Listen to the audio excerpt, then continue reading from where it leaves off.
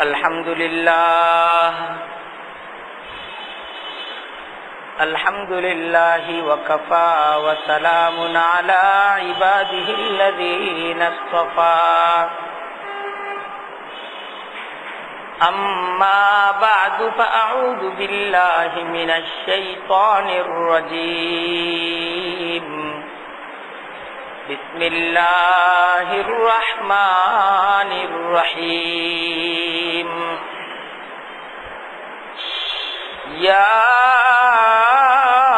ayyuhalladzina amanu awfu bil 'uqud. Uhillat lakum bahimatul an'ami illa ma yutla 'alaikum ghayra muhillis saydi wa antum hurum. Innallaha yahkumu ma yurid.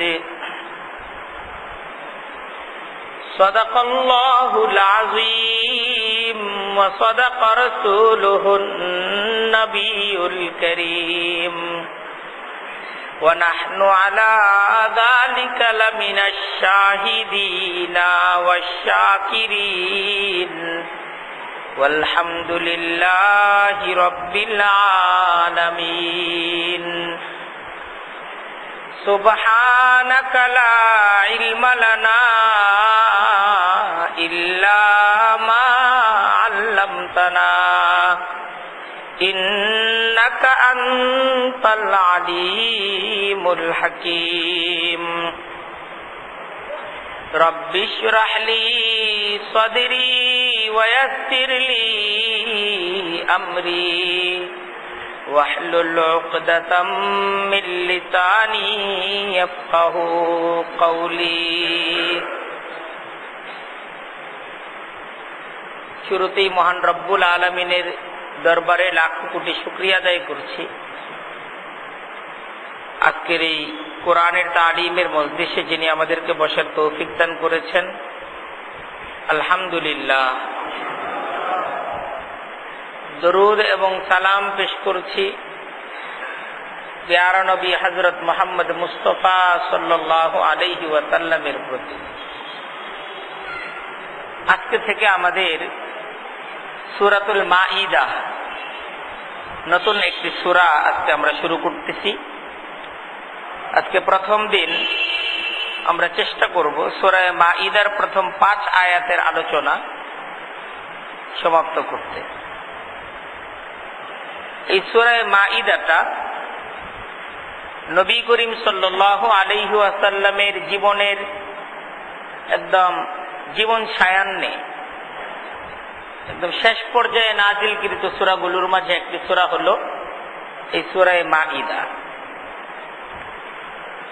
একদম হিজরি 8ম, 9ম, 10ম এই সনগুলোতে যে সমস্ত ঘটনাগুলো, হুদাইবিয়ার সন্ধির সময়ের কিছু কার্যাবলী, তারপর মক্কা বিজয়, বিদায় হজ, একদম জীবনের শেষ মুহূর্তে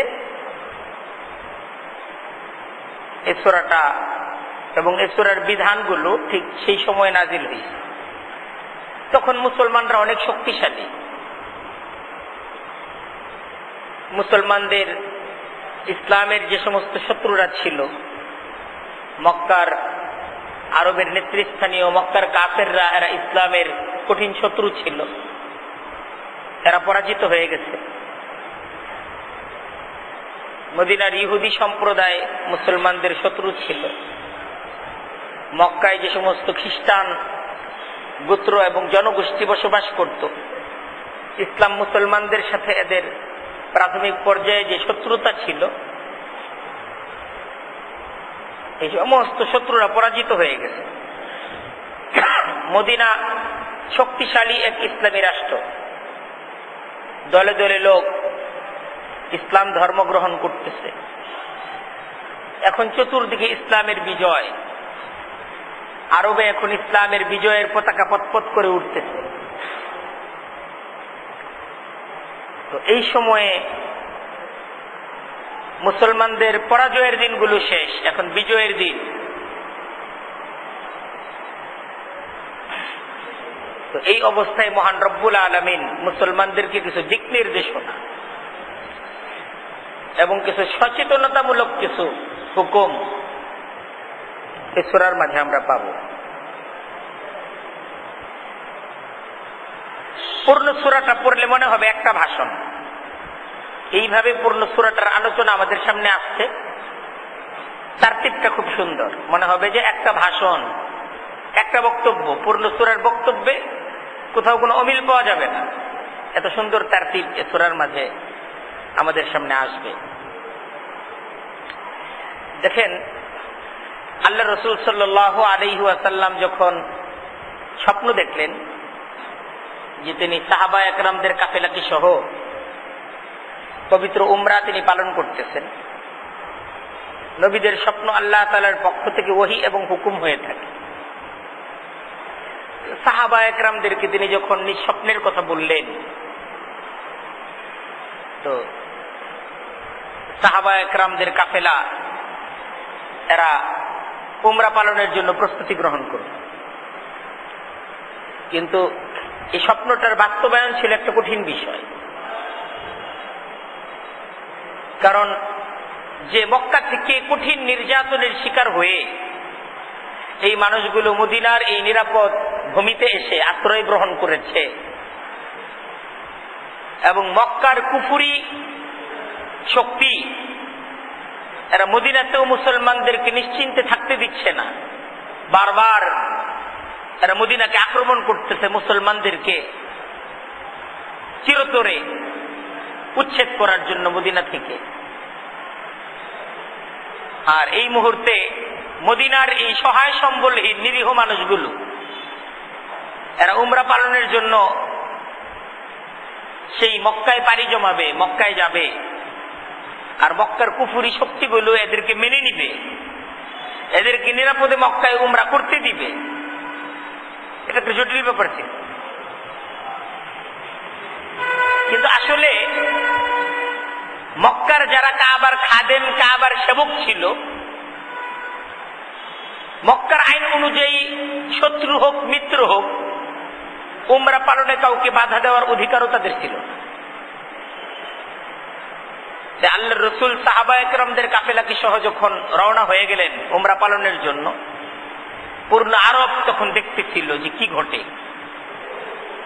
মুসলমানরা যে জায়গায় মদিনাতে নিরাপদ না, এরা যাচ্ছে মক্কায়। একটা থমথমে পরিস্থিতি বিরাজ করতেছিল। আবার মক্কার কাফেররা, নেতৃস্থানীয় মক্কার দায়িত্বশীলরা, এরা বাধাই বা কিভাবে দিবে, কি যুক্তিতে বাধা দিবে? কিন্তু মুসলমানদেরকে অন্যায় ভাবে মক্কার কাফেররা বাধা দিল, উমরা করতে দিল না। তারা ছিল কাবার সেবক, কিন্তু তারা অন্যায় ভাবে কাবাকে নিয়ন্ত্রণ করল, নিজেদের ক্ষমতা এটার প্রয়োগ করল।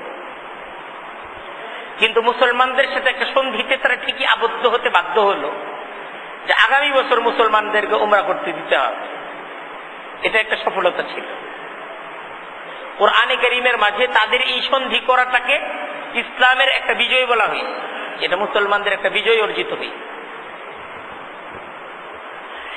এই সূরার মাঝে এই বিষয়ের আলোচনাটা আসবে। যেহেতু উমরা হবে, মুসলমানরা আল্লাহর রাসূলের নেতৃত্বে উমরা করবে, সেই উমরা এবং জিয়ারতের নিয়ম কানুন গুলো কেমন হবে মুসলমানদের?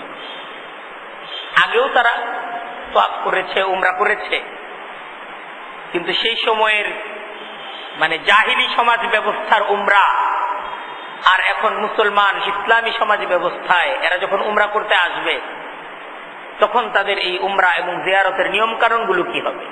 এটা একটা প্রশ্ন। এই আলোচনাটা আমরা এই সূরার মাঝে পাবো। তারপর একটা ব্যাপার হলো, মক্কার কাফেররা অন্যায় ভাবে মুসলমানদেরকে বাধা দিতে, এটা অন্যায়।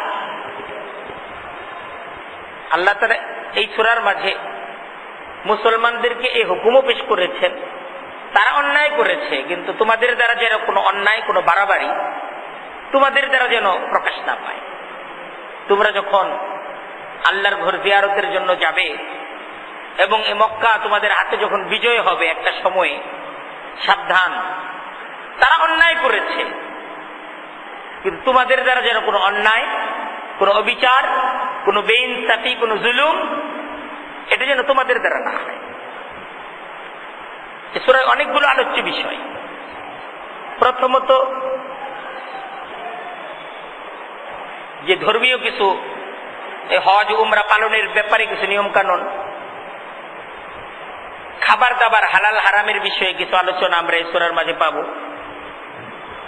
আহলে কিতাব, ইহুদি খ্রিস্টান সমাজ, এদের রান্না বান্না বা তাদের জবাইকৃত পশু আমরা আমাদের জন্য হালাল হারাম এই বিষয়ে আলোচনা আসছে এই সূরার মাঝে। আহলে কিতাবদেরকে অর্থাৎ ইহুদি খ্রিস্টান এদেরকে বিয়ে করার ব্যাপারে কিছু বিধানাবলী, এদের সাথে মুসলমানদের বৈবাহিক সম্পর্ক, এটা এই ব্যাপারে কিছু মাসাইলের আলোচনা আমরা এই সূরার মাঝে পাবো। ওযুর বিধান এই সূরার মাঝে আলোচনা হয়েছে, গোসলের বিধান, তায়াম্মুমের বিধান এই সূরার মাঝে আলোচনা হয়েছে। বিদ্রোহীদের শাস্তি কি হবে, চুরি ডাকাতের শাস্তি কি হবে, এই সমস্ত শাস্তিগুলোর আলোচনা একদম যুক্তির আলোকে এই সূরার মাঝে আমরা পাবো। দ্বিতীয় আরেক ধরনের আলোচ্য বিষয় এই সূরার মাঝে আসবে, এটা তো ধর্মীয় বিষয় গেল। কিছু সামাজিক, কিছু রাষ্ট্রীয় বিষয় মুসলমানদেরকে এই সূরার মাঝে আমাদের সামনে কিছু হুকুম দেওয়া হবে। এর মাঝে প্রধান হুকুম যেটা, এটা হলো মুসলমানদেরকে অঙ্গীকার রক্ষার গুরুত্ব, আর হলো ইনসাফ রক্ষার গুরুত্ব। দুইটা বিষয়, একটা হলো অঙ্গীকার, যে কোনো চুক্তি এটা রক্ষা করা, এটা মুসলমান এটার মাঝে সর্বোচ্চ গুরুত্ব দিবে। আর ইনসাফ রক্ষা করার ক্ষেত্রে মুসলমানরা তারা সর্বোচ্চ গুরুত্ব দিবে। হুকুকুল্লাহ, হুকুকুল ইবাদ সতর্ক করা হয়েছে। বহু জাতি, পৃথিবীর ইতিহাসে বহু জাতি এদের হাতে যখন শাসন ক্ষমতা এসেছে, শাসন ক্ষমতা তাদেরকে ধ্বংসের অতল গহ্বরে তাদেরকে নিমজ্জিত করেছে। মুসলমানদেরকে মহান রব্বুল আলামিন সাবধান করতেছেন, ক্ষমতা পাওয়ার পর তোমাদের অবস্থা যেন তা না হয়। তোমরা মজলুম ছিলে, আজকে সেই মজলুমির দিন তোমাদের শেষ। আজকে তোমরা শাসক, আজকে তোমাদের হাতে পূর্ণ আরব ভূমি, আরবের রাজত্ব। এটা তোমাদের সফলতা না, এটা তোমাদের পরীক্ষা। এটা মালিকের পক্ষ থেকে, এটা তোমাদের কিন্তু পরীক্ষা। বরং এতদিন যতদিন তোমরা মজলুম ছিলে, কাফিররা তোমাদের উপর নির্যাতন চালাচ্ছিল, তোমরা অসহায় ছিলে, তোমরা তখন পরীক্ষার ছোট হলে ছিলে, প্রাইমারির ছাত্র ছিলে, তখন তোমরা প্রাইমারিতে ছিলে। আর এখন পরীক্ষার বড় হলে, শাসন ক্ষমতা অর্জিত হয়েছে, তুমি শাসক, এখন তুমি পরীক্ষার বড় হলে তুমি প্রবেশ করেছ। কারণ মুসলিম অবস্থায় ইমানের উপর চলা সহজ, কিন্তু ক্ষমতা আর কর্তৃত্ব যখন হাতে চলে আসে তখন ইমানের উপর চলাটা বড় কঠিন। তাই এই সূরার মাধ্যমে এই আহ্বান, এই দাওয়াত পেশ করা হয়েছে, আল্লাহর সাথে ইমানের অঙ্গীকার পূরণ করো। কারণ এখন তোমাদের হাতে ক্ষমতা, হালালকে হারামও বানাইতে পারবা, হারামকে হালালও বানাইতে পারবা। আগে তো এই ক্ষমতাটা ছিল না। এখন তোমার এক হুকুম, তোমার হাতে এখন এমন পাওয়ার, তোমার এক হুকুমে হালাল হারাম হবে, হারাম হালাল হবে। তুমি পারো আল্লাহর হুকুম মানতেও পারো, আল্লাহর হুকুমের বিরুদ্ধাচরণও করতে পারো। তুমি যখন রাষ্ট্রীয় ক্ষমতার চেয়ারে বসে আল্লাহর হুকুমের সাথে টক্কর দিবে, আল্লাহর হুকুমের বিপক্ষে আইন রচনা করবে, তোমার পূর্ণ জাতি তারা সত্যের পথ থেকে বিচ্যুত হবে, পূর্ণ জাতি ক্ষতিগ্রস্ত হবে। এখন তোমার সিদ্ধান্ত তোমার একার সিদ্ধান্ত না, সিদ্ধান্ত তুমি একা নিবা, কিন্তু এই সিদ্ধান্তের উপর পূর্ণ জাতি গড়ে উঠবে, পূর্ণ জাতীয় চরিত্র তোমার সিদ্ধান্তের উপর, তোমার শিক্ষানীতির উপর, তোমার সমাজনীতির উপর, তোমার রাষ্ট্রনীতির উপর, পূর্ণ রাষ্ট্রের জনগণের ভবিষ্যৎ, পূর্ণ রাষ্ট্রের জনগণের ঈমানের উপর চলা, আমলের উপর চলা, সমস্ত কিছু তোমার সিদ্ধান্তের সাথে সম্পৃক্ত। তাই আল্লাহ আহ্বান করতেছেন, আল্লাহ যে হালাল করেছেন এটা হালাল, আর আল্লাহ যেটাকে হারাম করেছেন এটা হারাম, তুমি এটাকে মেনে নাও, এর উল্টো করো না।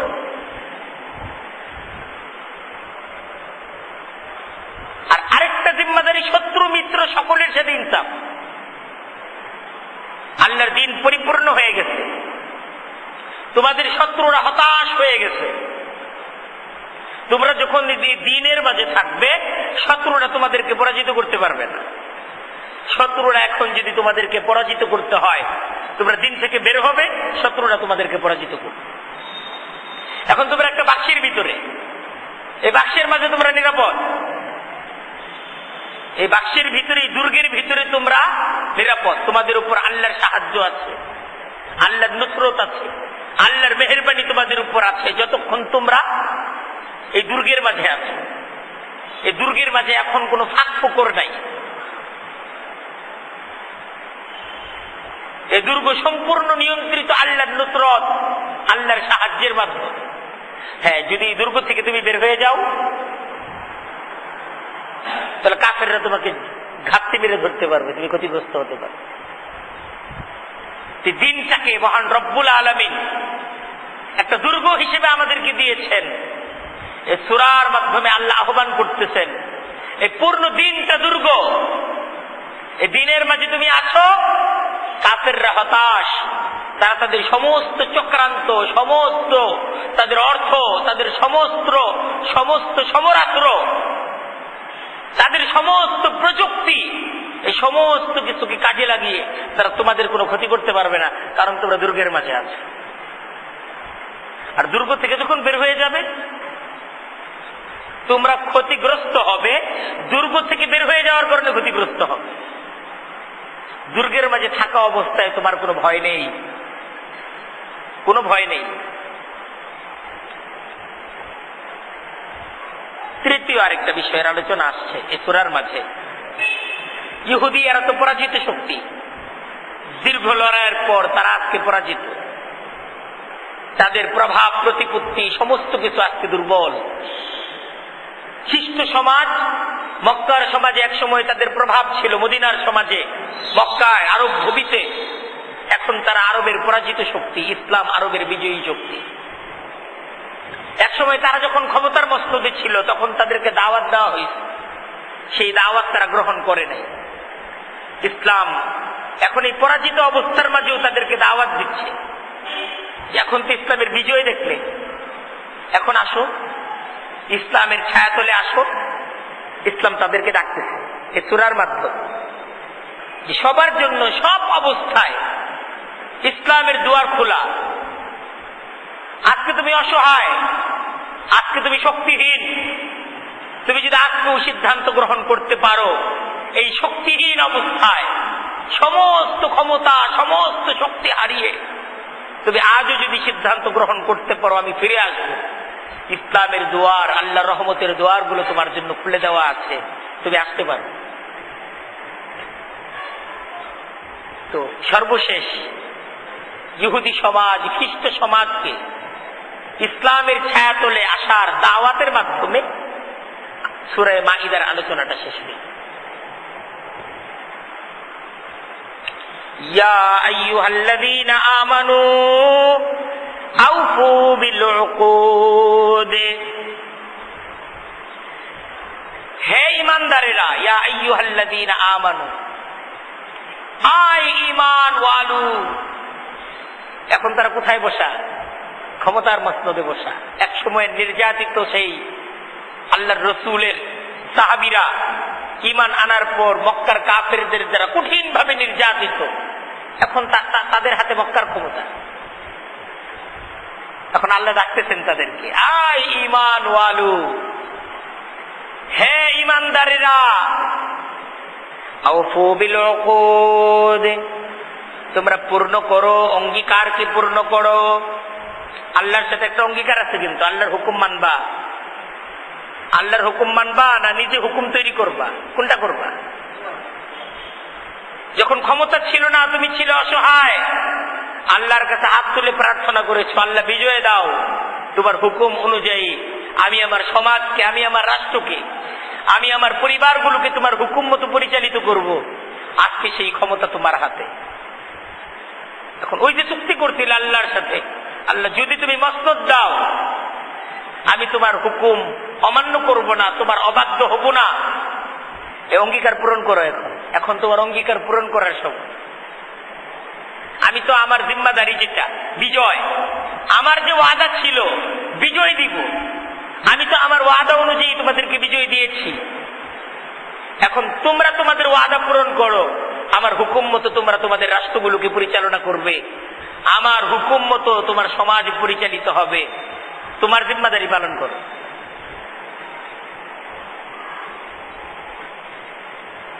সর্বপ্রথম এই পূর্ণ সূরাটাই হইল অঙ্গীকার পূরণের দাওয়াত। পুরা সূরাটাই আল্লাহ বারবার মনে করাবেন, এটা কিন্তু কথা ছিল। প্রথমেই খাবার দাবারের আলোচনাটা কি সবার আগে আনা হয়েছে, যে খাবারটা কি হতে হবে? হালাল হতে হবে। আল্লাহ যা হালাল করেছেন, হালাল খাবারকে গ্রহণ করো। আল্লাহ যা হারাম করেছেন, হারাম খাবারকে বর্জন করো।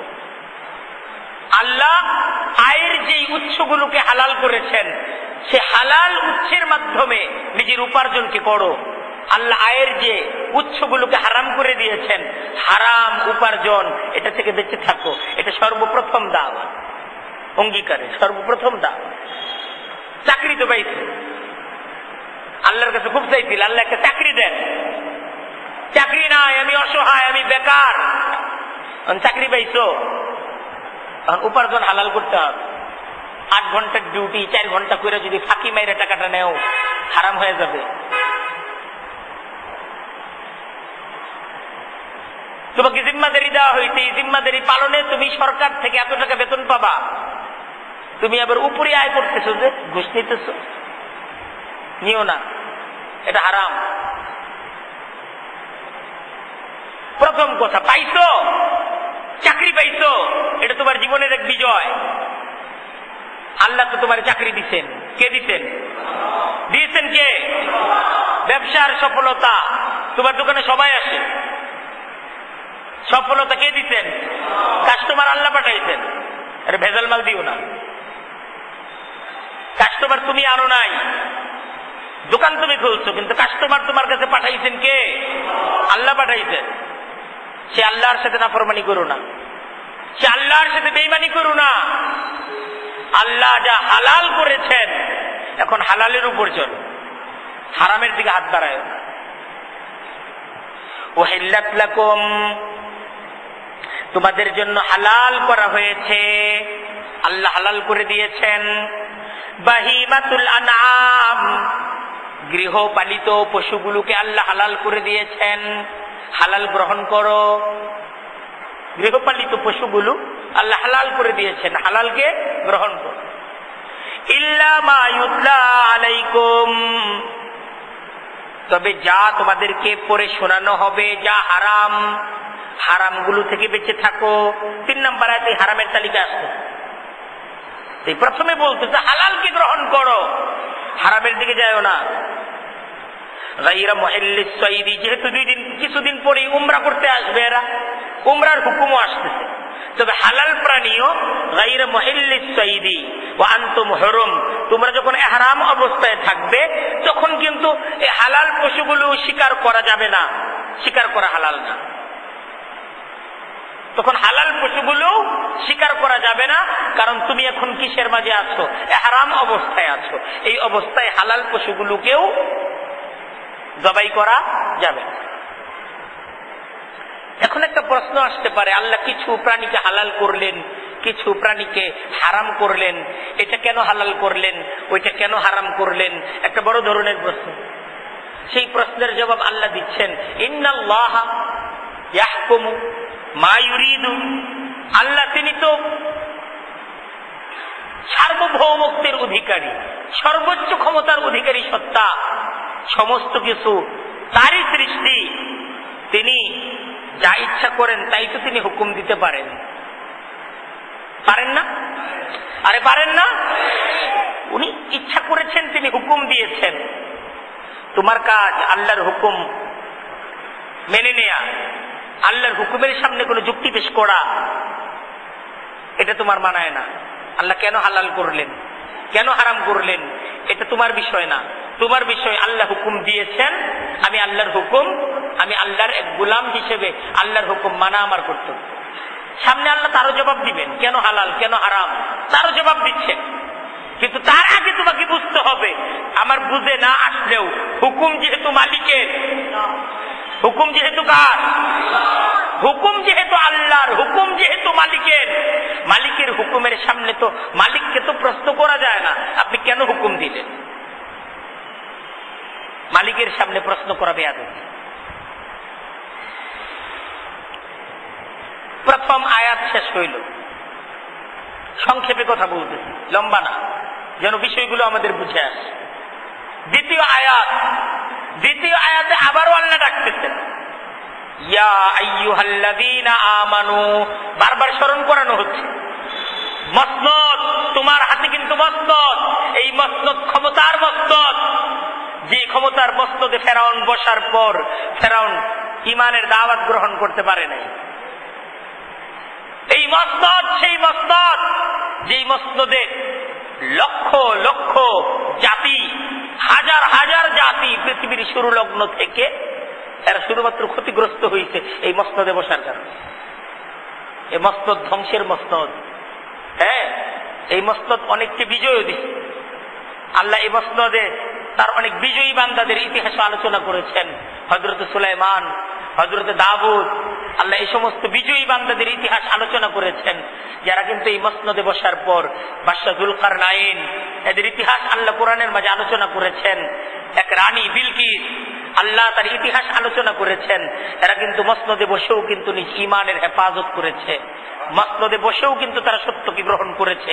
এই মসনদে বসলেই মিথ্যার উপর চলতে হবে, এই মসনদে বসলেই আল্লাহর সাথে টক্কর দিতে হবে, এই মসনদে বসলেই আল্লাহর সাথে যুদ্ধ ঘোষণা করতে হবে না। এই মসনদে বসেও কিন্তু আল্লাহর গোলাম থাকা যায়। বরং এই মসনদে বসে যখন আল্লাহর গোলামি করা হয়, আল্লাহ পূর্ণ পৃথিবীকে তার গোলাম বানিয়ে দেয়, পূর্ণ পৃথিবী তার গোলামি করে। ইয়া আইয়ুহাল্লাযীনা আমানু, কুরআনের দাওয়াত, আই ঈমান ওয়ালু, হে ঈমানদারেরা, লা তুহিল্লু শাআইরাল্লাহ, বলতেছে তোমরা আল্লাহর নিদর্শনাবলীর অবমাননা করো না। শাআইর শব্দের অর্থ হইল নিদর্শন, মার্কা। বাংলা ভাষায় আমরা যদি বুঝতে চাই, এটা হলো মার্কা আছে না প্রত্যেকটা জিনিসের। যেমন হুজুর চিনার একটা মার্কা আছে, যে এই ড্রেস, এই ড্রেস আপ থাকলে এই লোকটা কি হুজুর। ব্রাহ্মণ দেখলেই চিনা যায়, যারা হলো হিন্দুদের ব্রাহ্মণ।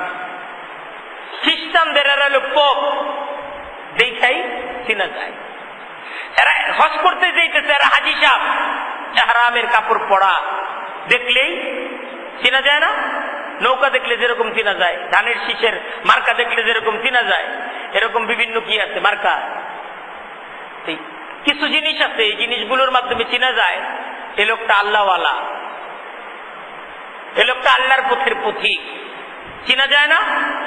তাই বলতেছে যে এই সমস্ত যে মানে শাআইর, নিদর্শনাবলী, যে সমস্ত নিদর্শনাবলী একজন মানুষের কাছে আছে আর বোঝা যাচ্ছে এ মানুষটা আল্লাহর দিকে যাচ্ছে, এ মানুষটার পথের মাঝে বাধার সৃষ্টি করো না। এ হুকুমটা বুঝার ব্যাপার।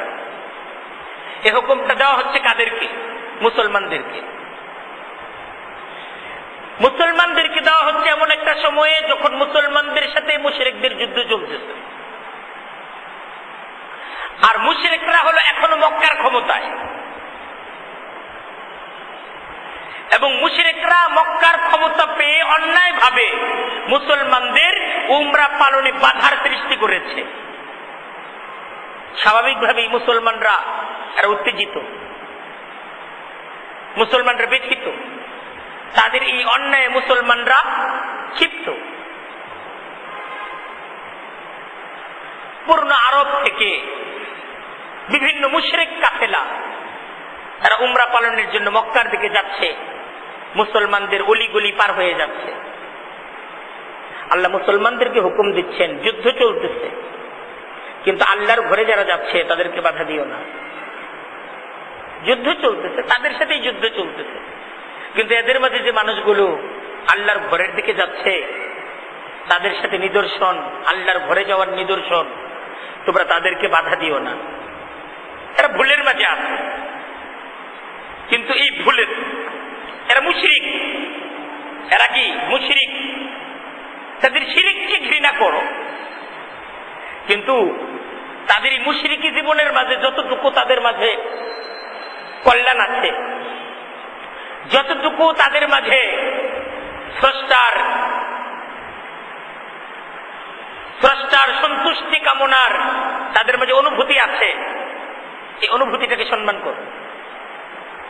কারণ এরা যদিও শিরিক করে, কিন্তু বাইতুল্লাহর হেফাজত, বাইতুল্লাহর তোয়াফ, হ্যাঁ, বাইতুল্লাহকে কেন্দ্র করে ইহরামের পোশাকে বাইতুল্লাহর দিকে যাওয়া, আল্লাহ মুসলমানদেরকে বলতেছেন যে ওদের সাথে শত্রুতা করতে যে যেন আল্লাহর নিদর্শনের কোনো অবমাননা না হয়, এটা খেয়াল রাখতে হবে। আল্লাহর ঘর যেন তোমার দ্বারা অপমানিত না হয়, এটার দিকে খেয়াল রাখতে হবে। ওয়ালা শাহরাল হারাম, সম্মানিত মাসের অবমাননা করো না, হারাম মাসগুলোকে হালাল মনে করো না। 4টা মাস হারাম ছিল আরবে, সে মাসগুলোতে যুদ্ধ করা তারা হারাম মনে করত। তো আল্লাহ বলতেছেন যে হারামকে হালাল মনে করো না, হারাম মাস হারাম মাস, তোমাদের দ্বারা যেন হারাম মাসের মর্যাদা এটা লঙ্ঘিত না হয়। ওয়ালাল হাদিয়া, কুরবানির জন্য হারামে প্রেরণকৃত প্রাণীগুলো অবমাননা করো না। যে প্রাণীগুলো কুরবানির জন্য হারামের দিকে যাচ্ছে, এই প্রাণীগুলোকে তোমরা অবমাননা করো না। ওয়ালাল কালাইদা, ওই সমস্ত প্রাণী যাদের গলার মাঝে মালা লটকানো, যেই মালাগুলো বুঝাচ্ছে এই প্রাণীগুলো যাচ্ছে কোথায়, হারামে, বাধা দিও না। ওয়ালা আমিনাল বাইতাল হারাম ইয়াবতাগুনা ফাদলাম মির রাব্বিহিম ওয়া রিদওয়ানা, আর যারা বাইতুল হারামে গমন করছে নিজ প্রভুর সন্তুষ্টি, নিজ প্রভুর অনুগ্রহের সন্ধানে, তোমরা তাদের অবমাননা করো না, তাদেরকে বাধা দিও না। কারণ শত্রুতা আছে, শত্রুতার স্থানে যুদ্ধের ময়দানে চলতেছে, কিন্তু সেই যুদ্ধ করতে যে তাদের সেই ইবাদতে বাধা দিও না যে ইবাদত তার আল্লাহর জন্য করছে। বিষয়টা বুঝে আসলো? আচ্ছা, তারপর আরেকটা হুকুমের আলোচনাও করতেছে।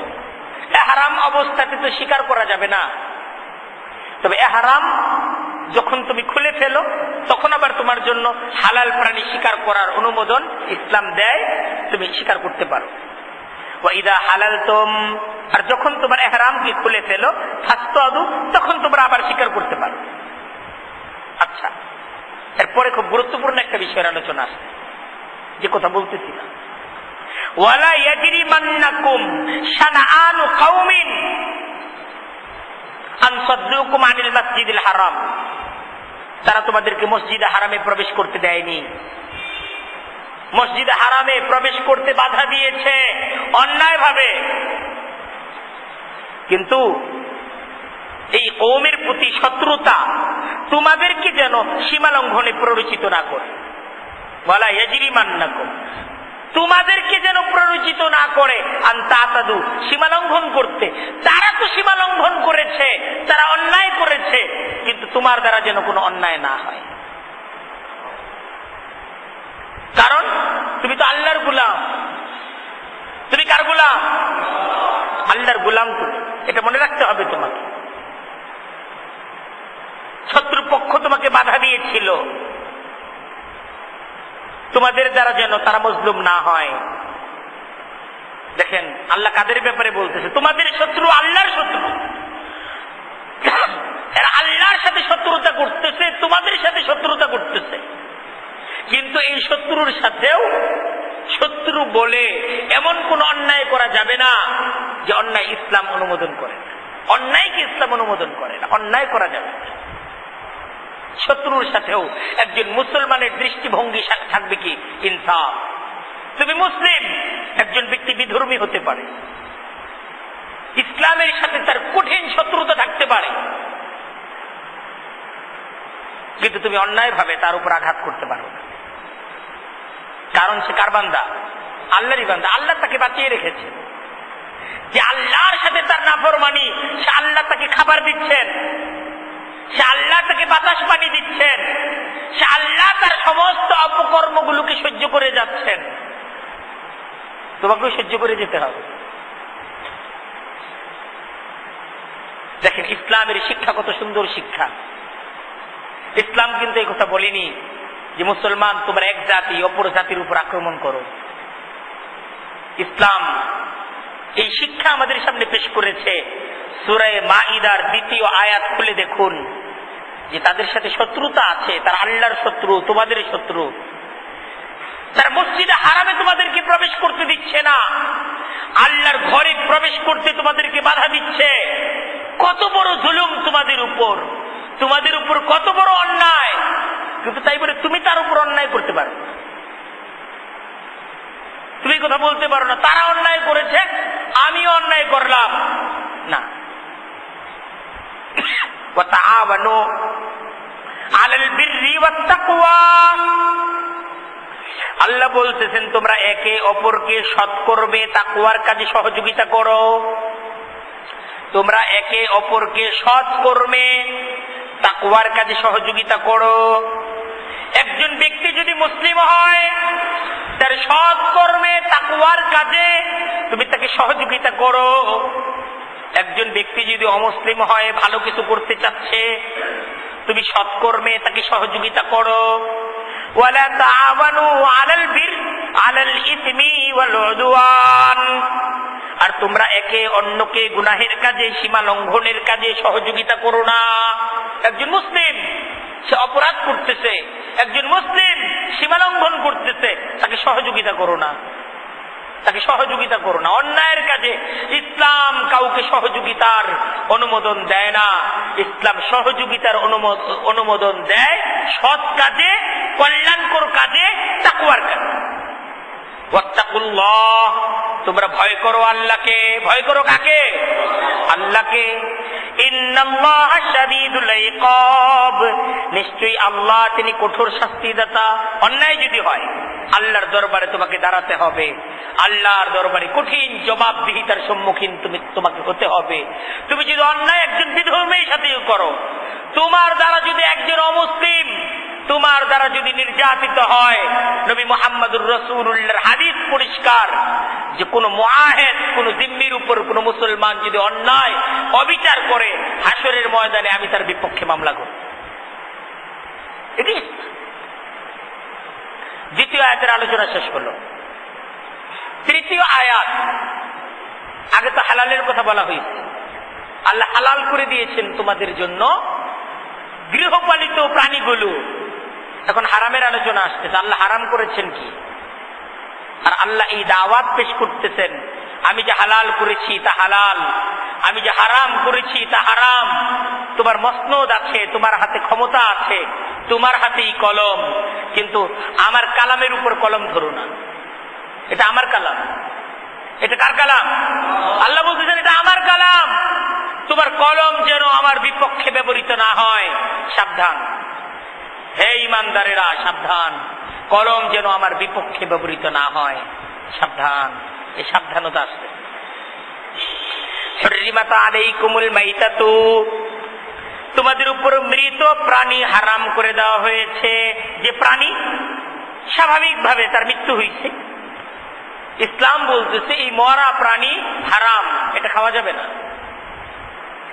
গৃহপালিত কোন প্রাণীও যদি স্বাভাবিকভাবে তার মৃত্যু হয়, তাকে যদি জবাই করা না হয়, আল্লাহর নামে তাকে যদি জবাই করা না হয়, তাহলে এটা কি হারাম। এটা কি হারাম। আল্লাহর নামে জবাই যদি না করা হয় তাহলে এটা মুরগি, এটা গরু হতে পারে, খাসি হতে পারে, এটা হালাল না, এটা হারাম। এটা তখন হালাল হবে যখন আল্লাহর নামে জবাই করা হবে। তো একজন মুসলমান যখন খাবে, সে বুঝে শুনে খাবে এই প্রাণীটা আল্লাহর নামে জবাই করা হয়েছে কিনা। খুব পরিষ্কার বিষয়। ওয়াদ্দামু, রক্ত হারাম, রক্তটা কি হারাম। ওয়ালাহমুল খিনজিরি, শুকরের গোশত হারাম। ওমা উহিল্লা লিগাইরিল্লাহি বিহি, যাকে আল্লাহ ছাড়া অন্য কারো নামে জবাই করা হয়েছে, আল্লাহর নামে জবাই করা হয়, কোন মাজারের নামে, কোন পীরের নামে, কোন প্রতিমার নামে, কোন প্রতিমাকে সন্তুষ্ট করার জন্য, কোন মূর্তিকে সন্তুষ্ট করার জন্য, কোন পীরকে সন্তুষ্ট করার জন্য যেটাকে বলি দেওয়া হয়েছে, এই গোশত খাওয়া কি হারাম। ওয়াল মুনখানিকাতু, শ্বাসরোধে যে প্রাণীকে হত্যা করা হয়েছে, গলা টিপে, এই প্রাণীর গোশত খাওয়া কি হারাম। আচ্ছা, ওয়াল মাউকুজাতু, যেটাকে প্রহার করে মেরে ফেলা হয়েছে, পিটিয়ে মেরে ফেলা হয়েছে, এই প্রাণী, এটা গৃহপালিত পশু হতে পারে, কিন্তু এই প্রাণী খাওয়া কি হারাম। ওয়াল মুতারাদ্দিয়াতু, যেটা উপর থেকে পড়ে মরে গেছে, উপর থেকে ফেলে দেওয়া হয়েছে, এটা নিচে পড়ে মরে গেছে, এই প্রাণীর গোশত খাওয়া কি হারাম। আচ্ছা, ওয়ান্নাতি হাতু, সিংহের আঘাতে মৃত প্রাণী, এক প্রাণী কুস্তি লড়তে যে এক প্রাণীর সিংহের আঘাতে আরেকটি প্রাণী মরে গেছে, এই প্রাণীর গোশত খাওয়া কি হারাম। ওমা আকালাত তাবু, কোন হিংস্র প্রাণী কোন প্রাণীর অর্ধেক খেয়ে ফেলেছে, কামড় দিয়েছে, তাকে খেয়ে ফেলেছে, এর দ্বারা বাকি প্রাণীটা কি হয়ে গেছে, মরে গেছে, এই প্রাণী খাওয়া কি হারাম। ইল্লা মা যাক্কাইতুম, তবে তোমরা যদি জবাই করে নেও, তার জান থাকা অবস্থায় যদি তাকে জবাই করে নাও, জীবন থাকা অবস্থায় জবাই করে নিলে আবার কি হয়ে যাবে, হালাল হয়ে যাবে। আরো হারামের আলোচনা আসছে। ওমা যুবিহা আলান নুসুবি, দেবতার নামে যাকে জবাই করা হয়েছে, কোন বেদিতে, যে জায়গায় বলি দেওয়া হয় ওই জায়গায় না বলি দিলেই হবে। আচ্ছা, দেখেন, বলি দেওয়া হারাম, বলি দেওয়া কি হারাম।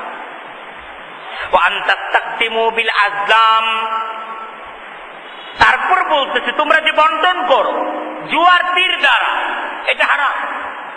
আরব্য সমাজের এটা একটা জাহিলি প্রচলন ছিল, যৌথভাবে সবাই উট জবাইয়ের পর গোশত বন্টন করতো তারা তীরের মাধ্যমে। বিভিন্ন তীরের আগায় অংশ লেখা থাকতো, তীরগুলো একটা থলির মাঝে থাকতো, এক একজন এক একটা তীর নিত। অনেকের তীরের মাঝে লেখা থাকতো সে কোনো কিছু পাবে না, তাহলে সে পাইতো না। যার নামে লেখা থাকতো সে বেশি পাবে, সে বেশি পাইতো। যার নামে লেখা থাকতো কম পাবে, সে কম পাইতো। এইভাবে জুয়ার মাধ্যমে, একরকম জুয়া ছিল এইটা, এইভাবে কি হতো, তারা গোশতটাকে বন্টন করত। ইসলাম পরিষ্কার ভাবে বলতেছে এটা হারাম। যালিকুম ফিসকুন, আল্লাহ বুঝাচ্ছেন এইসব হারাম কেন। যালিকুম ফিসকুন, আল্লাহ বলতেছেন এগুলো কঠিন গুনাহের কাজ। এইভাবে কোন প্রাণীকে হত্যা করা এবং সেই প্রাণীটা এটাকে ভক্ষণ করা, এটা গুনাহের কাজ। তাই এটা থেকে বেঁচে থাকতে হবে। হুকুম কার? আল্লাহ। এটা থেকে বেঁচে থাকতে হবে। তারপর দেখেন কোরআন পরিষ্কার ভাবে বলতেছে, আমাদেরকে আবারও বলতেছে যে এই হালাল হারামের সাথেই কিন্তু আল্লাহর হুকুমের সম্পর্ক। এই হালাল হারাম তুমি মানতেছো তো আল্লাহকে মানতেছো। এই হালাল হারাম তুমি মানো না, তুমি কাকে মানো না? আল্লাহকে মানো না। এটার সাথে, এই মালিকের সাথে তোমার সম্পর্কটা কিন্তু এটা মান্যতার সম্পর্ক। আচ্ছা, আল ইয়াউমা ইয়াইসাল্লাযীনা কাফারু, আল্লাহ বলতেছেন আজ কাফেররা হতাশ হয়ে গেছে, মিন দীনিকুম, তোমাদের দিনের ব্যাপারে। তোমাদের দিন পরিপূর্ণ, সেই কাফেররা হতাশ। কাফেররা আর এই দিনের তোমাদের কোনো ক্ষতি সাধন করার ক্ষমতা রাখে না। ফালা তাখশাউহুম, কাজেই তোমরা তাদেরকে ভয় পেও না। ওয়াখশাউনি, তোমরা আমাকে ভয় করো। আল ইয়াউমা আকমালতু লাকুম দীনাকুম, আজ তোমাদের দিনকে তোমাদের জন্য আমি পরিপূর্ণ করে দিলাম। ওয়া আতমামতু আলাইকুম নি'মাতি, আর তোমাদের উপর আমার নিয়ামতকে আমি পরিপূর্ণ করে দিলাম। ওয়া রাযীতু লাকুমুল ইসলাম দীনা, আর তোমাদের জন্য আমি ইসলামকে জীবন ব্যবস্থা হিসেবে পছন্দ করলাম। ইসলামটাকে তোমাদের জন্য জীবন ব্যবস্থা হিসেবে আমি পছন্দ করলাম। কাজেই কোরআন দাওয়াত দিচ্ছে, কাজে হালাল হারাম মেনে চলো। এই হালাল হারাম আল্লাহর দেয়া এই বিধানকে মেনে চলা মানে আল্লাহর সুরক্ষিত দুর্গের মাঝে থাকা। এই দুর্গের মাঝে যতক্ষণ মুসলিম তুমি আছো ততক্ষণ কেউ তোমার কোনো ক্ষতি সাধন করতে পারবে না। তারা যত চক্রান্ত চায় করতে থাকুক, তুমি যখন দুর্গে তারা তোমার ক্ষতি সাধন করতে পারবে না। কিন্তু এই দুর্গ থেকে যদি তুমি বের হয়ে যাও, আল্লাহর হালালকে যদি হারাম করো, আল্লাহর হারামকে যদি হালাল বানাও, তুমি ক্ষতিগ্রস্ত হবে, ইসলাম ক্ষতিগ্রস্ত হবে, মুসলমান ক্ষতিগ্রস্ত হবে। আজকে মুসলমানদের ক্ষতির জন্য মুসলমানরা দায়ী। আজকে মুসলমানদের পরাজয়ের জন্য দায়ী কারা? মুসলমানরা। তারা দুর্গ থেকে বের হয়ে গেছে, আমরা দুর্গ ছেড়ে দিয়েছি। তাই আমাদের সুরক্ষার, আমাদেরকে রক্ষার কোন ব্যবস্থা নেই। আচ্ছা, তারপর কোরআন আবার এই বিষয়টাও পরিষ্কার বলতেছে, ফামানিদুতুররা, তবে যে ব্যক্তি বাধ্য হয়ে যায় সেই মাখমাসাতিন ক্ষুধার যন্ত্রণায়, তার অনটন যদি তাকে বাধ্য করে, গায়রা মুতাজানিফিল লিইসমিন, গুনাহের প্রতি তার কোনো আকর্ষণ নেই, গুনাহের প্রতি তার ঘৃণা, কিন্তু পরিবেশ পরিস্থিতি অভাব অনটন তাকে বাধ্য করেছে,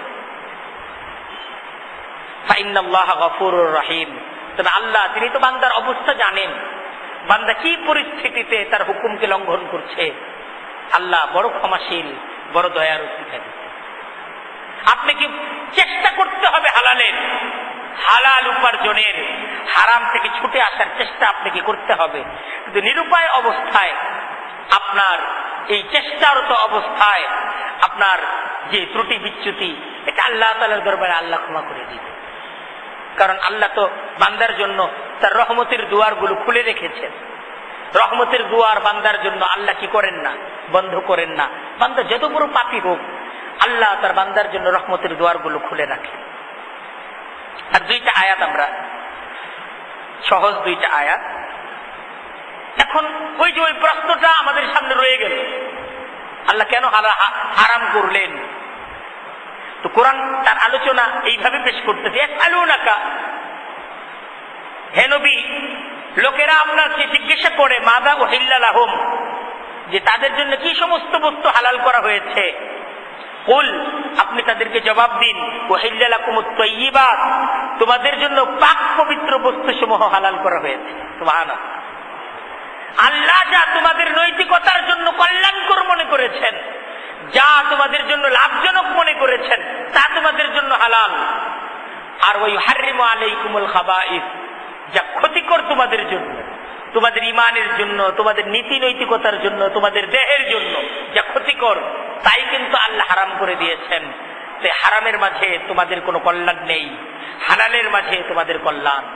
হালালের সাথে তোমাদের দেহের, তোমাদের ইমানের সুস্থতার সম্পর্ক। হালালকে ছেড়ে যখন হারামের মাঝে তুমি পদার্পণ করবে, তোমার দেহের জন্যও ক্ষতিকর, তোমার ইমানের জন্যও ক্ষতিকর, তোমার সুস্থতার জন্য ক্ষতিকর। আল্লাহ হালাল করেছেন তা যা পবিত্র, যা স্বাস্থ্যকর, আর হারাম করেছেন যা ক্ষতিকর আর যা অপবিত্র, পরিষ্কার। এখন আরেকটা বিষয়ের আলোচনা আসতেছে, শিকারী প্রাণী, যেমন কুকুরের দ্বারা শিকার করা, বাজ পাখির দ্বারা শিকার করা। কোন প্রাণী যদি কোনো প্রাণীকে আক্রমণ করে নিজে খাওয়ার জন্য, তাহলে একটু আগেই আমরা বিধান পেলাম এটা আর কি করা যাবে না, খাওয়া যাবে না, এটা হারাম।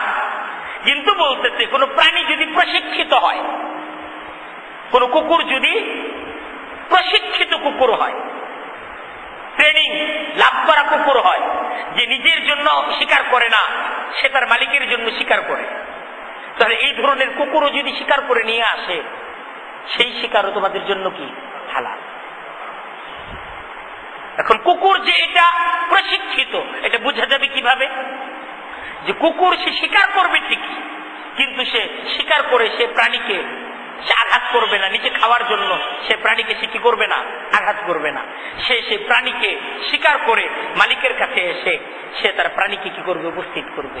তাহলে বোঝা গেল এ কুকুর কি, সে প্রশিক্ষণ প্রাপ্ত, এ কুকুরের সে ট্রেনিং প্রাপ্ত, এ কুকুরের শিকার এটা গ্রহণ করা যাবে, খাওয়া যাবে।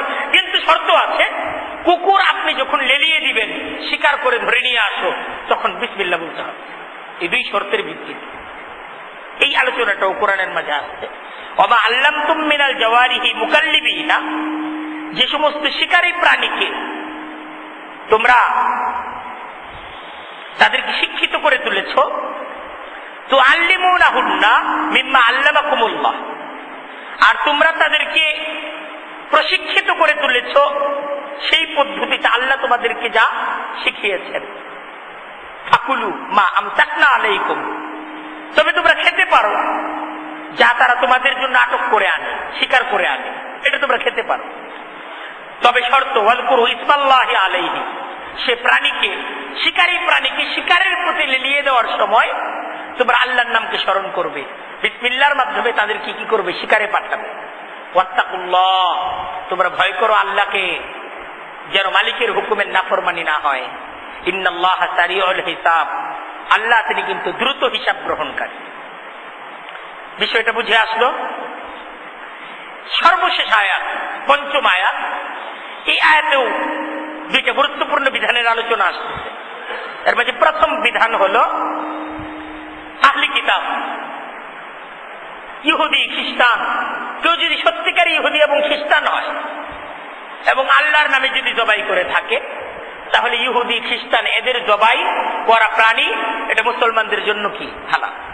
আচ্ছা, আল ইয়াউমা উহিল্লা লাকুমুত তাইয়্যিবাত, আল্লাহ বলতেছেন আজ তোমাদের জন্য পবিত্র বস্তুসমূহকে হালাল করে দেওয়া হয়েছে। ওয়া তুআমুল লাযীনা উতুল কিতাবা হিল্লুল লাকুম, আর আহলে কিতাবদের খাদ্যদ্রব্য তোমাদের জন্য হালাল করে দেওয়া হয়েছে। ওয়া তুআমুকুম হিল্লুল লাহুম, আর তোমাদের খাদ্যদ্রব্য তাদের জন্য হালাল করে দেওয়া হয়েছে। খাদ্যদ্রব্যের মাঝে জবাই করা প্রাণীও অন্তর্ভুক্ত। তবে খেয়াল রাখতে হবে, কোন খ্রিস্টান যদি নাস্তিক হয়, কোন ইহুদি যদি নাস্তিক হয়, কোন মুসলমান যদি নাস্তিক হয়, তাহলে তার জবাই করা প্রাণী এটা মুসলমানদের জন্য হালাল হবে। নাস্তিকের জবাইকৃত প্রাণী কিনা হালাল, মুসলমান হতে হবে। অথবা তাকে আহলি কিতাব, খ্রিস্টান ধর্ম বিশ্বাস তার মাঝে থাকতে হবে, সে তার ধর্মকে সত্য মনে করে। ইহুদি, সে তার ধর্মকে সত্য মনে করে, এতটুকু থাকতে হবে। প্রাণী যেমন হালাল, এরকম ইহুদি এবং খ্রিস্টান তাদের সাথে বিয়েকেও ইসলাম হালাল ঘোষণা করেছে। তবে খেয়াল রাখতে হবে যে নিজ ঈমানের সতর্কতা অবলম্বন এটাকে অবশ্যই করতে হবে। এমন যেন না হয় যে স্ত্রীর প্রেমে এত নিমজ্জিত হয়ে গেল সে ঈমান হারা হয়ে গেল, তাহলে সেই প্রেম, সেই সম্পর্ককে ইসলাম কি করেছে, হারাম ঘোষণা করেছে। দেখেন, আপনারা দেখেন, ওয়াল মুহসানাত মিনাল মুমিনাত ওয়াল মুহসানাতু মিনাল্লাযীনা উতুল কিতাবা মিন ক্বাবলিকুম, মুমিনদের মধ্য থেকে সচ্চরিত্রা নারী তোমাদের জন্য হালাল করে দেওয়া হয়েছে। দেখেন, স্ত্রী বাছাই করবেন কি দেখে, চরিত্র দেখে। আপনার সন্তানের জন্য আপনি মেয়ে দেখবেন, আপনার সন্তানকে বিয়ে দিবেন, মেয়ের যোগ্যতা কি, চরিত্র। মেয়ের যোগ্যতা কি, চরিত্র। এটা হলো তার যোগ্যতা। টাকা পয়সা এটা তার কোনো যোগ্যতা নেই, টাকা পয়সা আজকে আছে কালকে নাই হয়ে যাবে। ছেলের যোগ্যতা কি, চরিত্র। আজকে ছেলের বড় চাকরি আছে, কালকে চাকরি নাই হয়ে যেতে পারে। আজকে ছেলের বাবার সম্পদ আছে, কালকে এই সম্পদ কি হইতে পারে, ক্ষতিগ্রস্ত হইতে পারে। আজকে সে সুন্দর, কালকে সে অসুন্দর হয়ে যেতে পারে। আজকে সে সুস্থ, কালকে সে অসুস্থ থাকতে পারে, হতে পারে না? একটা মুহূর্তের ব্যাপার সুস্থ মানুষ অসুস্থ হওয়া, একটা মুহূর্তের ব্যাপার আমির ফকিরে পরিণত হওয়া। কিন্তু স্থায়ী সম্পদ মানুষের চরিত্র। স্থায়ী সম্পদ কি, চরিত্র। কোরআন পরিষ্কার ঘোষণা দিয়েছে, আয-যানী ওয়াজ-যানিয়া, অসৎ চরিত্রের, দুশ্চরিত্রের পুরুষ, দুশ্চরিত্রের নারী, লা ইয়ানকিহু ইল্লা যানিয়াতান আও মুশরিকা, তার বিয়ে হতে পারে একজন দুশ্চরিত্রের পুরুষ, দুশ্চরিত্রের নারীর সাথে, অথবা কোন মুশরিকের সাথে। ওয়া হুররিমা যালিকা আলাল মুমিনিন, মুসলমানদের জন্য দুশ্চরিত্রের নারীকে বিয়ে করা কি হারাম। মুসলমান জানে এই নারীটা দুশ্চরিত্রা, কোন মুসলমান সে নারীকে বিয়ে করতে পারে না। পারে? চরিত্রের দাম সবচেয়ে বেশি। তাই এখানেও এই বিধান আসতেছে, ওয়াল মুহসানাতু মিনাল মুমিনাত, মুমিনদের মধ্য থেকে সচ্চরিত্রা নারী, ওয়াল মুহসানাতু মিনাল্লাযীনা উতুল কিতাব, তোমাদের পূর্ববর্তী আহলে কিতাবদের মধ্য থেকে সুচরিত্রা নারী তোমাদের জন্য হালাল করে দেওয়া হয়েছে। হালাল, যখন তারা সচ্চরিত্রা হবে হালাল। কিন্তু নাস্তিক নারী বিয়ে করা যাবে না। নাস্তিক স্বামীর কাছে আপনার মেয়েকে বিয়ে দিতে পারবেন না, কারণ আমাদের সমাজ এখন বুঝতে হবে সমাজ ব্যবস্থায় নাস্তিক ছেয়ে গেছে। তাই আপনি আপনার মেয়েকে বিয়ে দিবেন, কোন নাস্তিকের সাথে বিয়ে দিবেন, বিয়ে হারাম। কোন নাস্তিকের কাছে আপনার ছেলেকে বিয়ে দিবেন, নাস্তিক মেয়ের কাছে বিয়ে কি হারাম। মুসলমান হতে হবে, নাস্তিক আর মুসলমান তো এক না। নাস্তিক তো নাস্তিক, নাস্তিক তো আর মুসলমান। ইদা আতাইতুমুহুন্না উজুরাহুন্না, তবে শর্ত আছে, যখন তোমরা তাদেরকে তাদের মোহর দিবে। আপনি আহলে কিতাব বিয়ে করবেন, কোন ইহুদিকে বিয়ে করবেন, দেখেন ইহুদিকে বিয়ে করা যাবে সে যদি ইহুদি হয়, কিন্তু নাস্তিককে বিয়ে করা যাবে না। খ্রিস্টান যদি খ্রিস্টান হয় তাকে বিয়ে করা যাবে, বিয়ে বৈধ, উত্তম না। বিয়ে করার জন্য ইসলাম উৎসাহিত করতেছেন, কোন প্রয়োজনে কোন পরিপ্রেক্ষিতে একজন মুসলিম একজন খ্রিস্টানকে বিয়ে করতে পারে, বিয়ে বৈধ হবে, বিয়ে অবৈধ হবে না। কিন্তু কোন নাস্তিককে বিয়ে করা যাবে না, পরিষ্কার। মুহসিনিনা, আল্লাহ আরো পরিষ্কার করতেছেন, দেখো বিবাহ বন্ধনে সুরক্ষিত করবে স্ত্রীকে। বিয়ে মানে একজন স্ত্রী তার নারী তার স্বামীর কাছে সুরক্ষিত, সে দুর্গের মাঝে প্রবেশ করবে, তার হেফাজতের জিম্মাদার কে? স্বামী। গায়রা মুসাফিহিনা,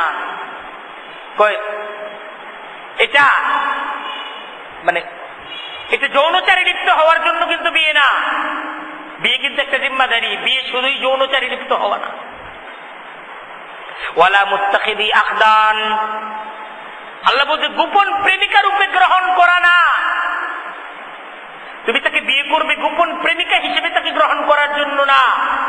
তুমি বিয়ে করতেছো অবাধ যৌনাচারের জন্য না, বিয়ে করতেছো তুমি একজন পুরুষ, একজন নারীর তুমি জিম্মাদার হবে, একজন নারীর সমস্ত কাজের তুমি তার অভিভাবক হবে, তুমি তার সুরক্ষার জিম্মাদার হবে, তুমি এক দুর্গ হবে, যে দুর্গের মাঝে নারী নিরাপদে থাকবে। এটা হলো একজন পুরুষের বিয়ের মাকসাদ, বিয়ের উদ্দেশ্য। এরপরে কোরআন সতর্ক করতেছে আহলে কিতাব নারীদের বিয়ে করার ব্যাপারে সাবধান বাণী, নিজে ঈমান চরিত্রের ব্যাপারে সতর্কতা অবলম্বন করতে হবে। এমন যেন না হয় স্ত্রীর প্রেমে ঈমানও শেষ করে দিল। আল্লাহ বুঝাচ্ছেন তাই যদি হয়, ঈমান শেষ হওয়ার অর্থ হলো তোমার সব শেষ। ওমান ইয়াকফুর বিল ঈমান, যে ব্যক্তি ঈমানের পথে চলতে অস্বীকার করবে, আগেই বলছেন হে ঈমানদারেরা, এখন বলতেছেন দেখো কোন নারীর প্রেমে, কোন সম্পদের প্রেমে, কোন ক্ষমতার প্রেমে তুমি যদি ঈমানের পথে চলতে অস্বীকার করো, ফাকাদ হাবিতা আমালু, তাহলে তার সমস্ত আমলগুলোই বরবাদ হয়ে গেল। ওয়া হুয়া ফিল আখিরাতি মিনাল খাসিরিন, আর আখিরাতে সেই ক্ষতিগ্রস্তদের অন্তর্ভুক্ত। সে ক্ষতিগ্রস্ত, সে ক্ষতিগ্রস্ত, সে ক্ষতিগ্রস্ত। আখিরাত সত্য। আর যে লোভে পড়ে ক্ষমতা পেয়ে যে তার মনের চাহিদাকে পূরণ করতে, যে ঘরের চাহিদাকে পূরণ করতে, যে তার সবচাইতে দামি সম্পদ ঈমানকে ক্ষতিগ্রস্ত করলো, সে ক্ষতিগ্রস্ত হয়ে গেল, সে ব্যর্থ হয়ে গেল। আল্লাহ তাআলা আমাদেরকে কোরআনের দাওয়াত বুঝার তৌফিক দান করুক, কোরআন অনুযায়ী নিজ জীবনকে গড়ে তোলার এবং জীবনের শেষ মুহূর্ত পর্যন্ত ঈমানের উপর, কোরআনের আলোকিত শিক্ষার উপর আমাদেরকে আমাদের জীবন অতিবাহিত করার তৌফিক দান করুক। ওয়া আখিরু দাওয়ানা আনিল হামদুলিল্লাহি রাব্বিল আলামিন। সুবহানাল্লাহি ওয়া বিহামদিহি, সুবহানাকাল্লাহুম্মা ওয়া বিহামদিকা, আস্তাগফিরুকা।